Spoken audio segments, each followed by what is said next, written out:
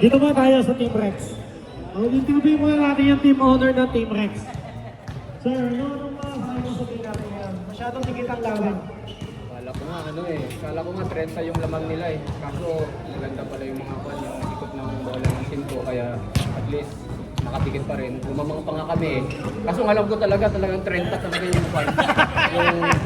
yung tambak namin. Parang kayo ba? Hindi, talagang kwan. Kasi tignan mo naman yung lineup namin. Diba? Maganda pinapakita ng team ko, lalo na si Egay ngayon. Yung mga pasa ng teamwork ng dalawang player mo. Yung point guard, papunta kay Egay. Saka yung performance niya kami nga, maganda. Yun nga po, pinagpapasalamat ko kay Ramil kasi kahit paano hindi na pumasok para lang makapaglaro eh. Kaya dapat susunod na mga Sabado pa nilaro kami lang.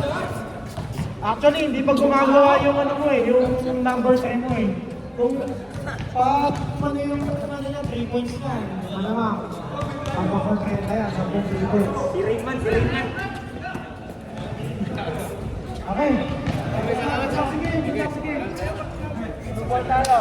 Sige. Kabila. Okay, blue team tayo. Idol Toto! Pwede mo naman yung sabihin mo. Ano masasabi mo ngayon? Dikit yung kaya tapos na namin interview siya na Team Rex. Tuhanin na ngayon ang team namin.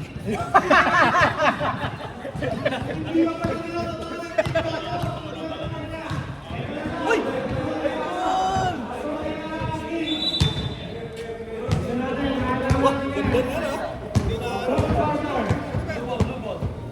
Boss, nakuha mo ba, boss?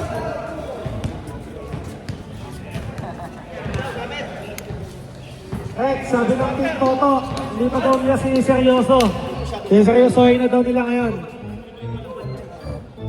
Dumating na po ang star player ng Team JT. Grabe. Paul, ATA, sa Pipilax.